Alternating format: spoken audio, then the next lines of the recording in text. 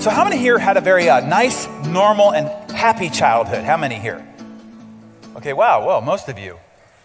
Well, good for you. Because I have to tell you, my childhood sucked. My parents divorced when I was 18 months old, and my mother, she didn't want me.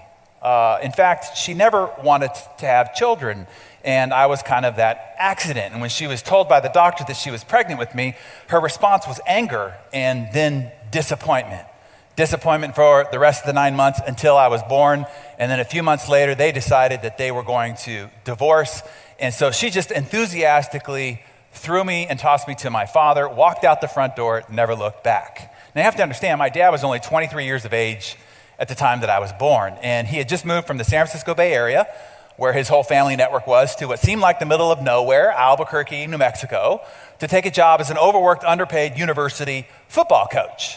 And so the only way that he knew how to parent, was how he coached football. And it was just he and I out there with this toddler where he was just trying to figure it out. So this was his parenting strategy. He would just shove me in the corner of a couch, barricade me with pillows to try to keep me in, put headphones on my head to try to keep me quiet.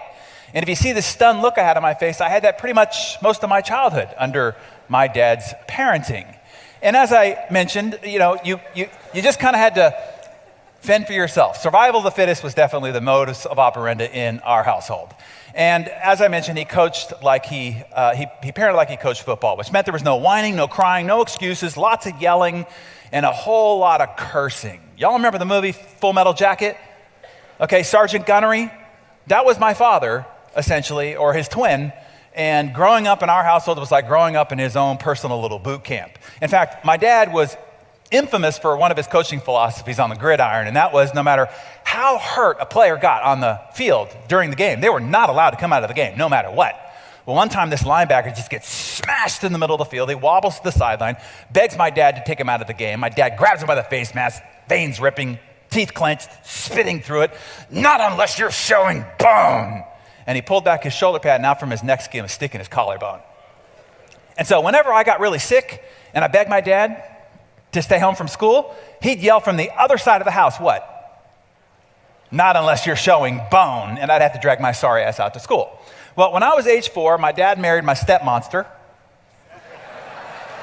Yeah, I did not mispronounce that.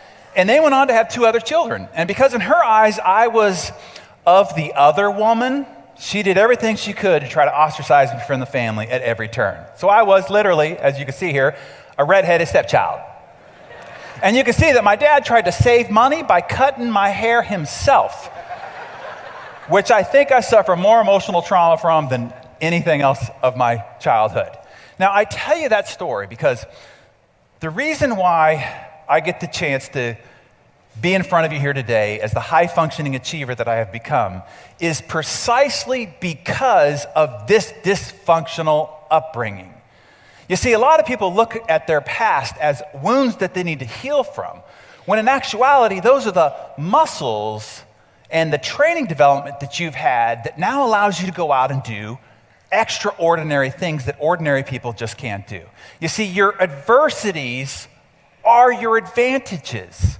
It's like how you build a muscle. You know how you build a muscle, right? You put it under intense stress and strain, over and over, intense stress and strain. When you do that, you're actually tearing the muscle fiber. You're breaking it down, you're defeating it. But then in rest and recovery, it grows back bigger than it was before, and now you can lift heavier objects than you could have before. So I hope your childhood did suck, or I hope that something in your journey thus far has been struggle and difficulty and strife and failure and setback, because those will be the muscle development that you'll need to now go out and do the extraordinary things that ordinary people just can't do. But it is a matter of perspective to see empowerment rather than as suppression.